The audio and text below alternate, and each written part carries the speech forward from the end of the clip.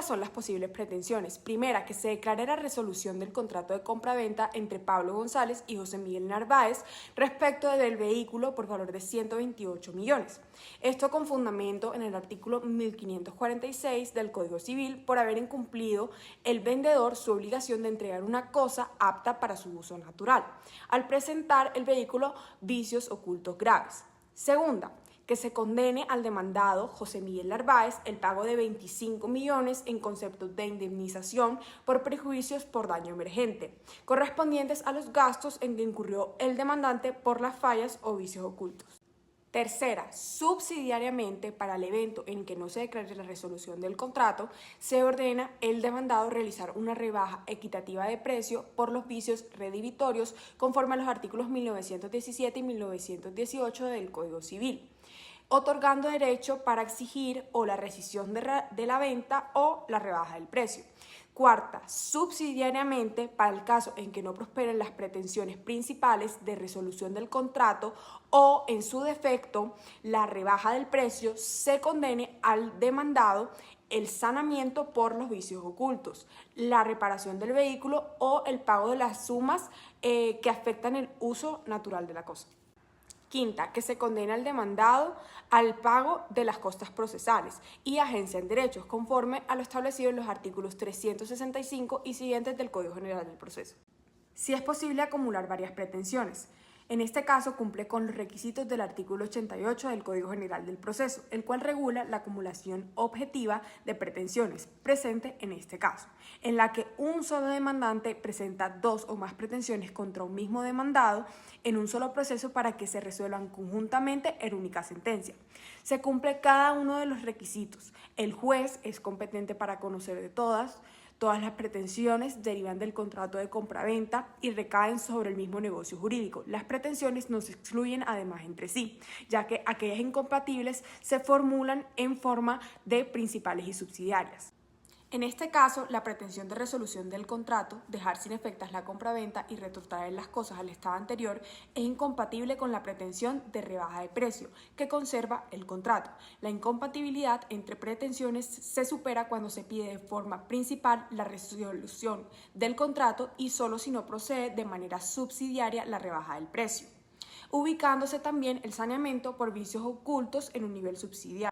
En cuanto a la acumulación subjetiva de pretensiones, es posible incluir en una sola demanda a varios demandantes o demandados, aunque tengan intereses distintos, siempre que las pretensiones provengan de la misma causa, versen sobre el mismo objeto, estén vinculadas entre sí y requieran las mismas pruebas. Estando ante un proceso donde sus pretensiones exceden los 40 salarios mínimos mensuales vigentes, pero no exceden los 150 salarios mínimos mensuales vigentes, esto es un proceso de menor cuantía, por lo que sería competente el juez civil municipal en primera instancia. Ahora, según el ámbito territorial del artículo 28, su regla general nos dice que sería competente el juez del domicilio del demandado, ya que el demandado de José Miguel, entonces podría conocer el juez civil municipal en primera instancia de Pereira. También teniendo en cuenta que este proceso se deriva de obligaciones contractuales incumplidas, sería competente el juez del lugar de cumplimiento de dichas obligaciones, por lo que sería competente entonces el juez civil municipal en primera instancia de Villavicencio. El juez civil municipal de Pereira en primera instancia, si bien es competente por la regla general, no es por el domicilio contractual pactado, ya que, como lo dice el inciso 3, el domicilio contractual pactado para efectos judiciales se dará como no escrito, o sea que las partes, por el acuerdo de voluntades, no pueden modificar qué juez es competente. Cuando no existe un trámite especial previsto, el proceso aplicable es el proceso declarativo verbal, y este procede de esta manera. Primero, presentación de la demanda, donde el juez puede admitir, inadmitir o rechazar la demanda. Una vez se emite el auto emisorio, se procede a 2. A la notificación y a la contestación del demandado. Esto tiene un término de 20 días desde que se notifica. 3. La audiencia inicial, donde el juez cita a las partes para que éstas concurran al interrogatorio, a la conciliación, a la fijación de los hechos o al objeto del litigio, entre otras. 4. Audiencia, instrucción y juzgamiento, donde se practican todas las pruebas decretadas. Y 5. Alegatos y sentencia, donde las partes brindan sus alegatos de conclusión y el juez emite su conclusión por medio de la sentencia. El requisito de ad substantiam actus es un término legal que se refiere a cuando la ley exige una solemnidad particular, como una escritura pública, para que un contrato sea válido. Partiendo de esa premisa, un contrato de compraventa de un vehículo clasificado como bien mueble no está sujeto a una solemnidad, ya que la ley no exige un documento público o escritura pública para su validez. Es decir, el contrato es válido una vez que las partes están de acuerdo en la cosa y el precio y lo confirman. Artículo 1857 del Código Civil. Sin embargo, tanto el vendedor como el comprador deben asistir a una notaría para autentificar sus firmas en el contrato. Deberán diligenciar el formulario de solicitud de traspaso, formulario único nacional, en el organismo de tránsito correspondiente y presentar el contrato de compraventa autenticado, y la transferencia de propiedad se efectúa con la inscripción del título en el Registro Nacional Automotor. Para concluir y que quede muy claro, un contrato de compraventa de un vehículo es válido entre las partes desde que éstas se ponen de acuerdo en la cosa y el precio, incluso si la inscripción en el RUT no se ha realizado. Si la demanda es admitida, José Miguel puede ser notificado al auto admisorio mediante notificación personal que puede hacerse de forma digital o de forma física. Conforme al artículo 8 de la Ley 2213 del 2022, Pablo puede enviar copia de la demanda y el auto admisorio directamente al correo electrónico o canal digital de José Miguel. La notificación se entenderá surtida transcurridos 2 días hábiles siguientes al envío del mensaje. Los términos empezarán a contarse a partir de que Pablo recepcione acuse de recibo o que por otro medio pueda demostrar que José Miguel tuvo acceso al mensaje. Si Pablo desconoce la dirección electrónica de José Miguel, deberá recurrir a la forma prevista en el artículo 291 del Código General del Proceso, que expone que debe comunicarle a él o a su apoderado judicial, por medio de servicio postal autorizado por el MINTIC, la existencia del proceso, su naturaleza y la fecha en que debe comparecer al juzgado a recibir notificación del proceso, de entre los 5 o 10 días siguientes a la fecha de entrega en el juzgado correspondiente. Si José Miguel no compareció dentro de la oportunidad señalada por el artículo 291, Pablo debe recurrir a la notificación por aviso regulada en el artículo 292.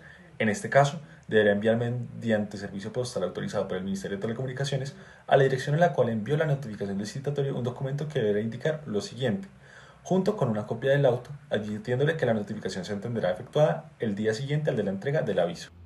Los recursos judiciales frente a las posibles decisiones del juez son estos. El recurso de reposición, regulado en el artículo 318 del Código General del Proceso, procede contra todos los autos dictados por el juez, salvo norma en contrario, con el fin de que la misma autoridad pueda reformar, modificar o revocar la providencia.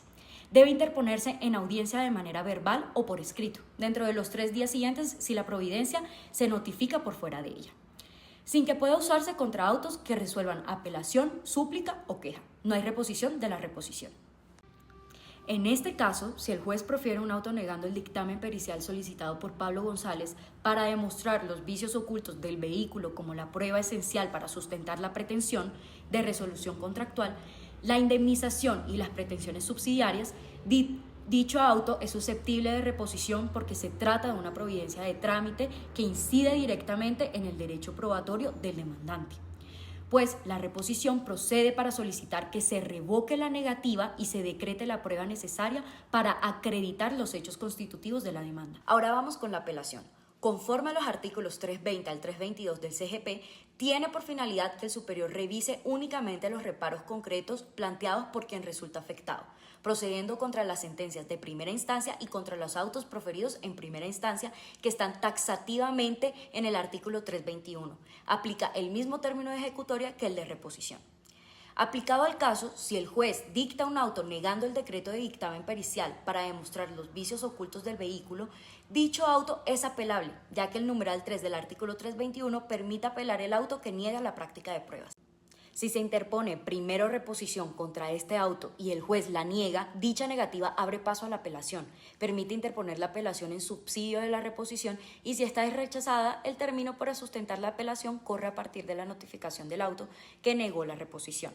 Igualmente, si el juez profiere sentencia negando la resolución del contrato por considerar que no acreditaron vicios ocultos, la apelación procede directamente y se fundamentaría en que la valoración probatoria fue insuficiente, que se omitió de decretar pruebas conducentes y todo lo cual debe ser revisado por el superior para que revoque o reforme la sentencia.